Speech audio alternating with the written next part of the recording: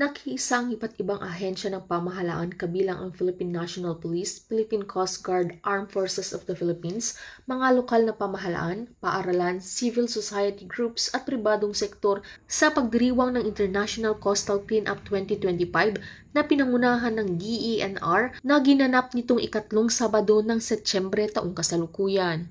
Layunin ng taunang aktibidad na linisin ang mga baybayin, ilog at dalampasigan bilang tugon sa lumalalang problema ng marine litter.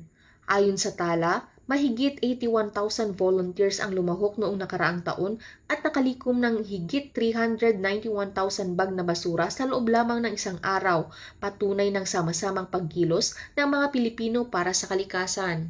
Binigyang diin ng pamahalaan na ang ICC ay hindi lamang simpleng paglilinis kundi bahagi ng mas malawak na kampanya laban sa polusyon sa dagat at pagbabago ng klima, kasabay ng pagpapatupad ng mga batas tulad ng RA 9003 o Ecological Solid Waste Management Act at RA 11898 o Extended Producer Responsibility Act at ng National Plan of Action for Marine Litter na naglalayong makamit ang zero waste to Philippine waters by 2040.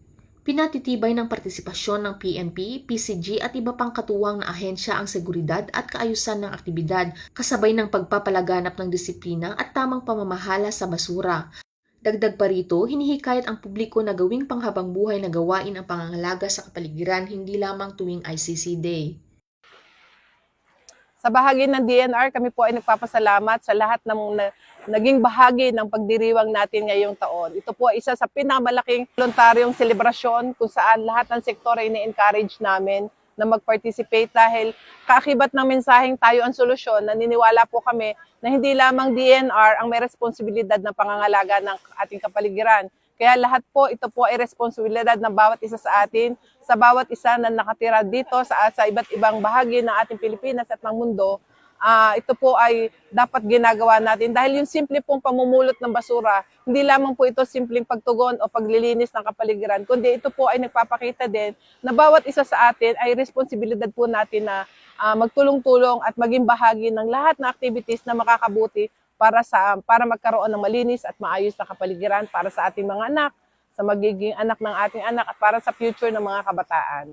So sa amin po sa DNR, marami pong salamat sa PNP, sa lahat ng mga naging bahagi ng selebrasyon ngayong taong ito at umaasa po kami na sa mga susunod pang taon ay maging bahagi kayo ng ganitong pagdiriwang. Salamat po. Mula dito sa Barangay Lazareto, Calapan City, Oriental, Mindoro, ako ang inyong PNN correspondent, Patrolwoman Christine Lorenzo, alagad ng batas, tagataguyod ng Balitang Pulis.